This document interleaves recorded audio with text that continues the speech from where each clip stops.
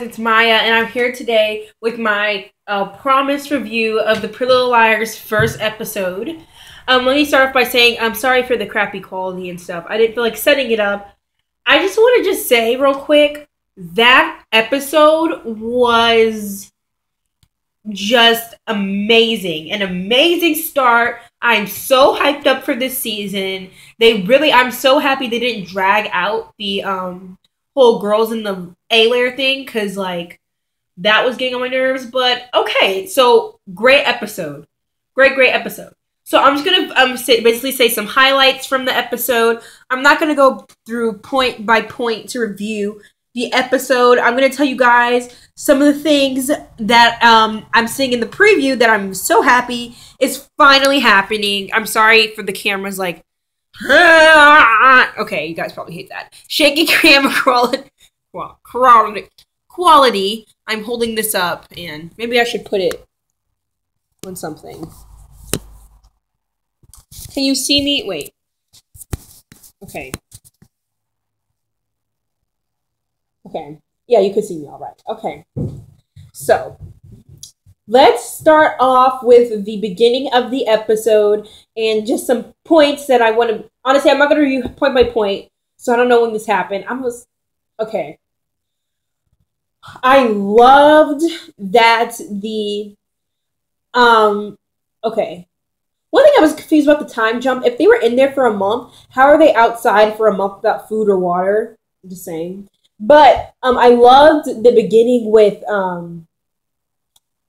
Allie, and she had the press conference, and I loved Allie's hair in this episode, and how she was like, please bring back my girls, and I love how Detective Tanner is now on their side. One thing I am noticing is that Detective Tanner is wrong again, and that Andrew is not A, and I feel like Detective Tanner needs to be a little bit more smarter, because obviously A is smarter than the Rosewood Police Department and the FBI combined.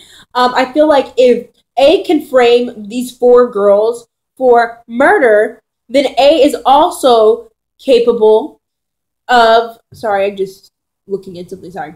A is also capable of faking some notebook entries that are supposedly from Andrew. Those things were not real. Those were faked entries. Obviously, we know that from the get-go. Andrew is not A. Andrew probably is in Europe with CC or whatever. Andrew was paid by A, and Andrew is long gone. He's not coming back to take the fall. But Andrew is part of it. Don't get me wrong. Andrew knows some stuff. Andrew knows who Charles is, but he's not going to give up the deeds. Okay.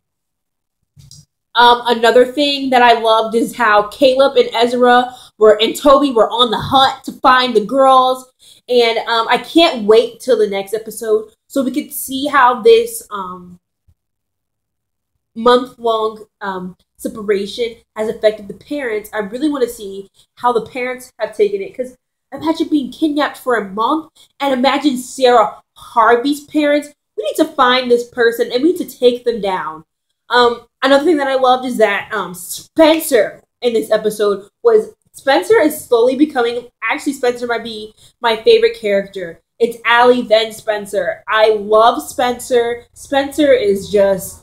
She is like everything. She is on it. One thing that really did break my heart is that I think Mona, sorry, you know, when you live in, Southern California, cities, there's always police and stuff like that anyway. Mona is broken. And this makes me scared. I don't think Mona's going to go back to Charles, but with so much brainwashing Charles has put on Sarah Harvey and Mona, I can see her working for Charles to get more information. I can see him doing something to manipulate her, because this is a master manipulation game. And it really scares me that Mona is broken to the point where she might not be... Mona will never be the same. Charles broke Mona down. Even when they were doing the eyes, Mona just looked like, oh my god, I can't believe this happened. I'm so happy to see what's going on with Sarah Harvey. Sarah knows some stuff. Sarah has seen some things. It's been 2 years. When Sarah's in the right mind, it's going to take probably till the end of the season, because let's be honest, that's very traumatic to be in a hole for 2 years. she was broken. But yeah, I'm just happy. Like, Mona really doesn't have anybody but like her mom. I'm happy the girls have each other, and the girls have Mona, and the girls have their families. Hopefully, there's enough support for Sarah when she goes back home to her friends. Because I remember her friends are going to come back. Her friends are going to come back. Those friends knew something. You know, I don't completely trust them. They were getting texts too, I think. I think those friends were getting texts also. And it's just going to be very interesting to see how everything comes into play. Bethany, this was a great episode, a great kicker offer. I didn't really see any clues to who Charles was, but one thing I did notice, I kind of got the feeling that now when I resaw the vault, of course I've watched the last episode like 4 times, but when I saw it tonight, how they were showing more things like the baby. If you looked, they zoomed, they panned over to a picture of a little baby outfit and a baby. And there was writing underneath it. It made it seem like the baby was dead. Like, it seemed like it was almost like a memorial for Charles, in that Charles is actually dead or figuratively dead. Something happened where his childhood is dead. Why would you keep that memorial? It doesn't make sense to me. That memorial was all little kid things, baby dolls, things like that. I feel like that point in Charles' life is when he figuratively, or someone that we know literally died. Something happened to him that was so traumatic, where he died literally. And they're saying Charles has a soul. Charles doesn't have a soul. I don't think he has a soul. Obviously, I feel like you can't have a soul if you have no morals. If you're basically like, when they came out of that room violated from the clothes that were forced upon them, I was afraid that he might have raped the girls. Like, that was the first thing that came to my mind. I don't want to put that in the show, but like, even when they were naked on the table, I was like, oh my god, this is too much. Like, oh my god, I'm just happy they're out. This is a great episode. I know I'm all over the place with this, but I'm so pleased with this episode. Great start to the season. So yeah, that's just my thoughts. But like I said, that's a memorial. Charles, something happened. I mean, it's safe to say that something happened to him, but it's something very, very big, where he was not able to get over it, and it has to do with the hate and the Durantises. And I think the other girls were just like collateral damage. It's like, oh, well, you're here. You hang out with them all the time. I mean, we just gonna take you all down. You know what I'm trying to say? Collateral damage. I also think that, yeah, I don't know. I'm starting to think, I don't know if Charles is Jason. I don't know if Charles is Ren. Where's Cece?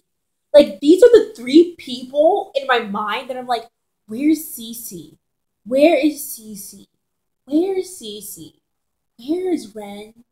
And we saw Jason. That was funny when Jason came with the food. You're like, ooh. It's like, girl.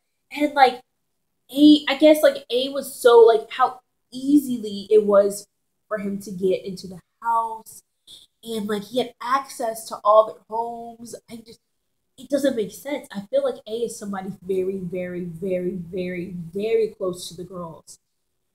So extremely close. Even how Spencer said, I feel like I knew him when I was little, but I just can't put my finger on it. And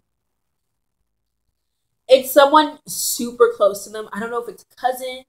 She said, I don't know if it's a cousin, or like she felt like it was like a cousin, or a long like a long lost relative that she was standing in front of her.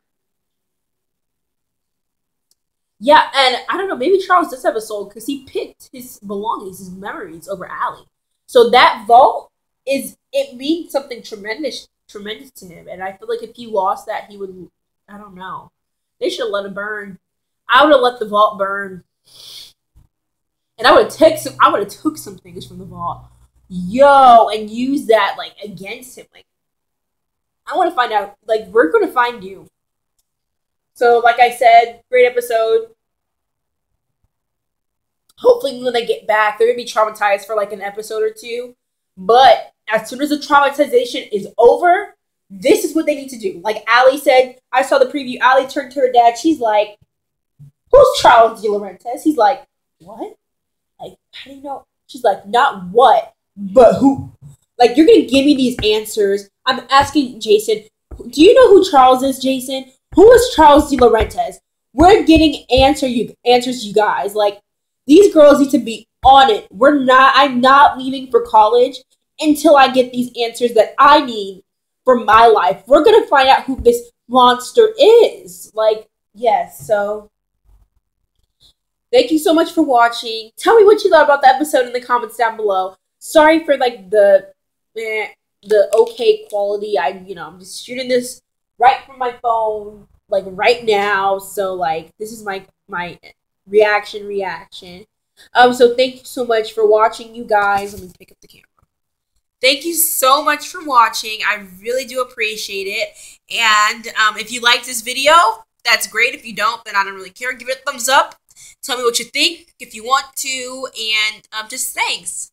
And just have a great night and a great day. Just great everything. See you maybe next week. Maybe during the week. Just see you later. Bye.